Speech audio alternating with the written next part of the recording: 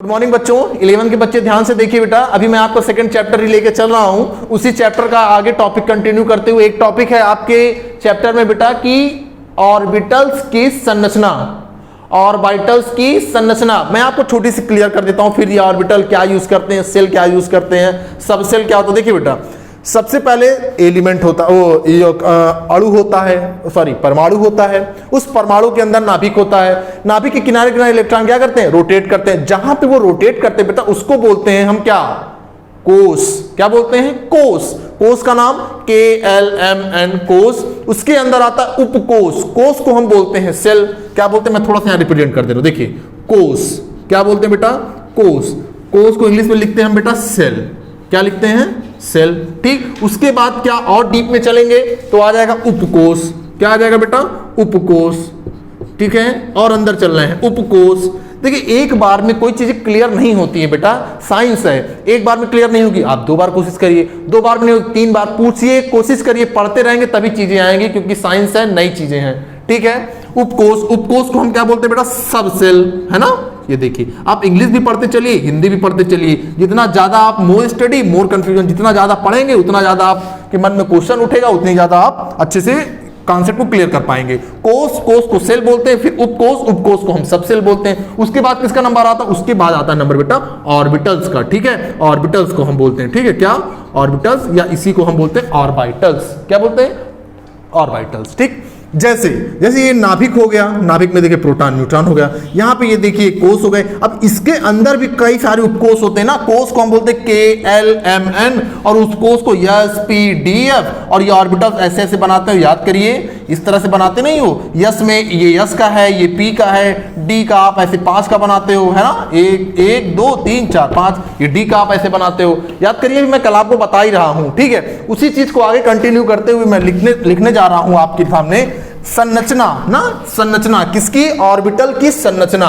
Structure of atom में next topic है structure of, STUCTUR, structure of orbitals. Orbitals, या कुछ लोग ऑर्बिटल्स बोलते हैं, कुछ लोग ऑर्बिटल्स बोलते हैं, डोंट बी कंफ्यूज। ठीक है, देखिए सबसे पहले ऑर्बिटल्स हमारे पास क्या, S ऑर्बिटल है।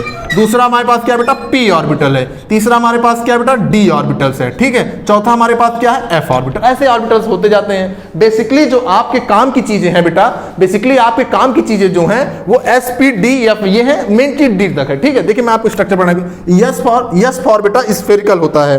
क्या होता है बेटा, yes for spherical. Yes for spherical होता है, यस फॉर होता है बेटा स्फेरिकल। उसकी संरचना कुछ इस प्रकार से बनेगी। ठीक है, यस फॉर स्फेरिकल होता है, स्फेरिकल की संरचना कुछ इस प्रकार से बनेगी। P फॉर बेटा ये डंबल शेप होता है। कैसे बेटा, डंबल शेप। ये दोनों बराबर नहीं होता। डंबल देखा है जो लोग जिम में यूज करते हैं, डंबल उठाते नहीं, यहाँ पे बाइसेप्स और ट्राइसेप्स को बनाने के लिए, ऐसे एक बड़ा एक छोटा, ऐसे डंबल बोलते हैं इसको।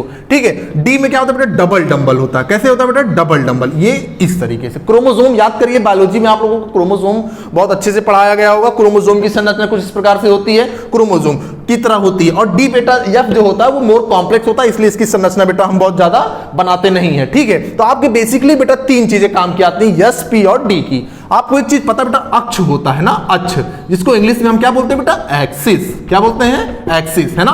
3 टाइप की एक्सिस होती है बेटा, सारे बच्चे जानते होंगे मेरे, है ना। ये देखिए X, ये Y और ये Z। कॉमन सेंस की बात है, इसका अपोजिट इधर पॉजिटिव तो इधर निगेटिव, हर बच्चे को पता है, इसमें कोई बताने की जरूरत नहीं है। बात समझ में आ रही है। ये तो इसी संरचना को बेटा इसी एक्सिस पे रख के इसका नाम लिख देते हैं। बात समझ में आ गई। इसी संरचना को इस पे रख के इसका नाम लिखते हैं। जैसे 0 है, अब 0 को आप बीच में रखोगे तो कोई एक्सिस बन रही है, कोई एक्सिस नहीं बन रही ना, तो इसलिए 0 की कोई एक्सिस नहीं होती। 0 स्फेरिकल, 0 वैसे भी 0 होता है, 0 यहां पे भी 0 होता है। चलिए अब बात इसकी कर लेते हैं P की।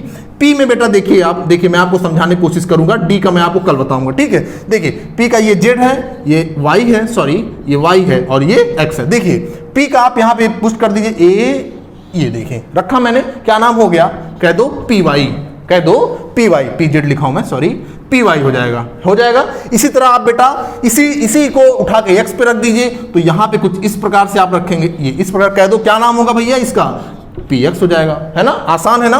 उसके बाद उठा के आप इसको जेड पे रख दीजिए, इसका क्या नाम हो जाएगा, पी जेड। कोई प्रॉब्लम है, कोई प्रॉब्लम है, कोई प्रॉब्लम नहीं, बहुत आसान है। इसी डंबल को इसी एक्सिस पे रख के इसका नामकरण करते हैं, ठीक है बेटा। 3 एक्सिस पाई जाती है, एक्स वाई जेड, तो पी एक्स पी वाई और पी जेड। बात समझ में आ गई। अब मैं कल आपको डी में बताऊंगा और इसकी स्टेबिलिटी समझाऊंगा। थैंक यू बेटा, इसको कॉपी बना लीजिएगा।